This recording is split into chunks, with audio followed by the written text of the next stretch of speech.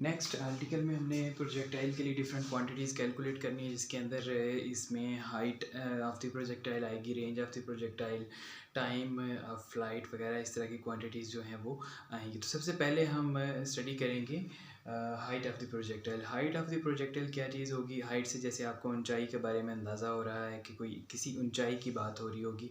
So height basically ऊंचाई को ही कहते हैं यहाँ पे भी। और प्रोजेक्टाइल के लिए मैक्सिमम जो डिस्टेंस वर्टिकल डायरेक्शन में कवर किया जाता है उसको हम नाम देते हैं हाइट का। सो मेन पोजीशन से लेके मैक्सिमम हाइट के दरमियान जो मैक्सिमम हाइट से तक का जो डिस्टेंस है इसको हम कहते हैं हाइट ऑफ द प्रोजेक्टाइल। और हाइट ऑफ द प्रोजेक्टाइल को हम पहले डिफाइन करते हैं, उसके बाद हम देखेंगे कि इसको किस तरह से हम फार्मूला इसके लिए डिराइव कर सकते हैं। सो मैक्सिमम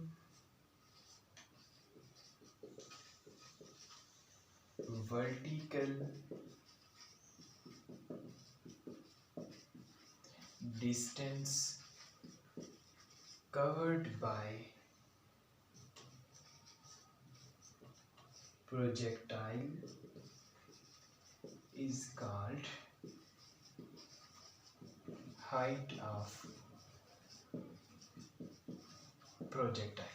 और इसको हमने यहाँ पे h के साथ डिनोट किया हुआ है। अब इसके लिए जो फार्मूला हम कैलकुलेट करेंगे वो हम बाय इक्वेशन ऑफ मोशन, और इक्वेशन ऑफ मोशन हम इसके लिए कौन सी यूज करेंगे? 2as is equal to v f square minus v i square. अब आपको पता है यहाँ पे हम चूंकि वर्टिकल हाइट की बात कर रहे हैं तो एक्सेलरेशन के लिए भी y होगा, s जो है ये भी डिस्टेंस अलोंग वर्टिकल साइड होगा, वी एफ जो है ये भी y के साथ होगा, वी आई भी y के साथ होगा। अब हम इन क्वांटिटीज़ को यहाँ पे डिफाइन करते हैं और उसके बाद यहाँ पे पुट करेंगे तो हमारे पास जो रिजल्ट्स हैं वो आ जाएंगे। तो ए वाई ऑलरेडी हमने पढ़ लिया हुआ है कि ये माइनस जी के बराबर होता है वर्टिकल जो एक्सेलरेशन है, वी एफ वाई किसके बराबर होता है? फाइनल वर्टिकल वेलोसिटी जो है ये ज़ीरो के बराबर होगी। अब ये क्यों ज़ीरो के बराबर होगी? चूँकि यहाँ से जब ऑब्जेक्ट जो है वो मूव करना शुरू करता है, यहाँ पे जाता है तो वर्टिकली अपवर्ड भी जाता है और फॉरवर्ड डायरेक्शन में भी जाता है, लेकिन इस पॉइंट के ऊपर जाके ये वर्टिकल अपवर्ड डायरेक्शन जो है वो ख़त्म हो जाती है और फॉरवर्ड और डाउनवर्ड डायरेक्शन शुरू हो जाती है। सो इस पॉइंट पे जाके इस पार्टिकल की जो वर्टिकल वेलोसिटी होगी वो फाइनल वेलोसिटी ज़ीरो हो जाएगी। बिल्कुल इसी तरह से जिस तरह से अगर हम एक बॉल को ऊपर फेंकते हैं तो एक पॉइंट पे जाके वो रुक जाता है और उसके बाद वो नीचे आता है, तो वो जो उसकी फाइनल वेलोसिटी होगी जिस पे जाके वो रुकेगा वो ज़ीरो होगी ऑब्वियसली। तो इसलिए हमने यहाँ पे v f is equal to zero लिख लिया है। उसके बाद वी आई जो है ये क्या चीज़ है? इनिशियल वेलोसिटी है। और वी आई किस तरह से हम फाइंड आउट करते हैं? जो वेक्टर वी आई है इसको वर्टिकल और हॉरिजॉन्टल हम कंपोनेंट्स में डिवाइड करते हैं, तो हमारे पास यहाँ से हॉरिजॉन्टल वेलोसिटी जो है वो वी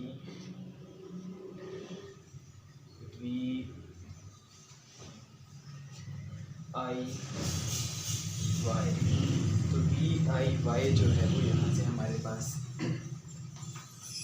आ जाएगा। तो वी आई वाई जो है वो इसके बराबर होगा वी आई साइन थीटा के। ओके, और यहाँ पे जो s है it is equal to y और it is equal to h, और ये हमने कैलकुलेट करना है। अब ये वैल्यूज़ जो है यहाँ पे लगाएंगे तो 2 इंटू माइनस जी इंटू एस की जगह पे h लगा दिया हमने, और वी एफ स्क्वायर ज़ीरो हो जाएगा, वी आई स्क्वायर जो है ये आ जाएगा v i into sine theta और इस सारे का स्क्वायर। अब इसको सिंप्लीफाई करते हैं तो ये minus two g h will be equal to minus v i square into sine square theta, और height will become equal to minus दोनों तरफ कैंसिल आउट हो जाएगा, v i square into sine square theta over two g. तो ये formula आ जाएगा हमारे पास height के लिए, और इससे हम acceleration, gravitation acceleration, initial velocity और थीटा के वैल्यू को पुट करके हाइट को कैलकुलेट कर सकते हैं। और इसके बाद हमने कैलकुलेट करना है time of flight. Time of flight basically क्या होता है, फ्लाइट यानी जो duration of motion of the projectile है, जितनी देर में वो हवा में मुअल्लक रहेगा इनिशियल पॉइंट से लेके आखिरी पॉइंट तक पहुंचने तक का जो डिस्टेंस है, जो टाइम लगेगा, उसको हम कहेंगे टाइम ऑफ फ्लाइट। अगर यहाँ पे हम देखें तो इस पॉइंट से लेके इस पॉइंट तक का जो फासला है, इसको कवर करने के लिए जितना टाइम लगेगा उसको हम कहेंगे time of flight. Time of flight को किस तरह हम डिफाइन करेंगे, time taken by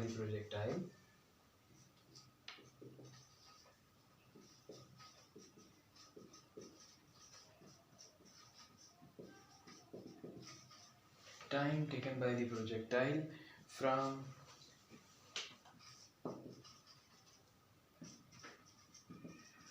point of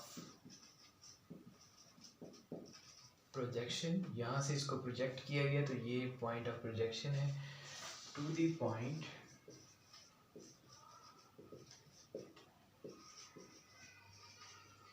where it hits the ground। तो उस पॉइंट तक जब ये वापस दोबारा ग्राउंड को हिट करेगा, इस तक का जो डिस्टेंस है, इसको कवर करने के लिए जो टाइम लगेगा उसको हम कहते हैं टाइम ऑफ फ्लाइट।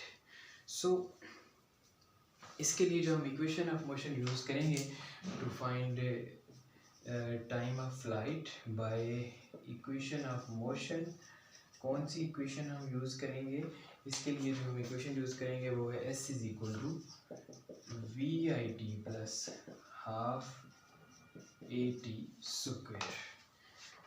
ओके, और इसके लिए जो हम कंडीशन यूज़ करेंगे, जिसकी बेस पे हम इस इक्वेशन को यूज़ करेंगे, वो क्या चीज़ है, वो ये है कि वर्टिकल टोटल डिस्टेंस जो है ये इक्वल टू ज़ीरो है। इस पॉइंट से लेके इस पॉइंट तक का जो टोटल डिस्टेंस है वो ज़ीरो। किस तरह से ज़ीरो है, यहाँ से ये ऑब्जेक्ट ऊपर जाता है, वहाँ पे रुकता है, वहाँ से वापस नीचे आ जाता है, तो sum of the total distance और displacement is equal to zero. तो वर्टिकल टोटल डिस्टेंस जो है वो ज़ीरो होगा। इस बेस पे हम इस इक्वेशन को यूज़ करेंगे वर्टिकली, और इसके लिए हम यहाँ पे वाइज लगा देंगे, यहाँ पे भी वाई लगा देंगे, एस जो होगा ये भी वाई वर्टिकल डिस्टेंस होगा। और इसको हम किस तरह यूज़ करेंगे, since total vertical distance covered by projectile is zero. ठीक है जी। सो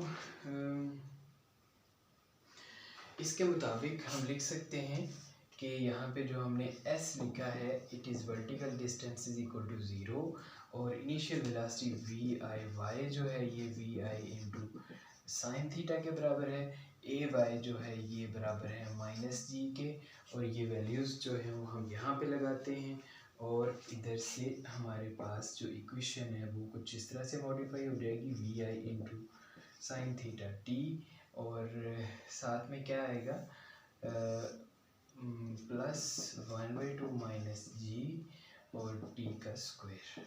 ओके, सो इस माइनस वाली टर्म को हम इस साइड पे लेके आएंगे तो ये प्लस में कन्वर्ट हो जाएगी, और बराबर आ जाएगा इंटू साइन थीटा टी। एक टी दोनों साइडों पे कैंसिल आउट हो जाएगा, और यहाँ पे क्या बचेगा, half g t into v i into sine theta. T जो है वो इधर से कैंसिल हो गया।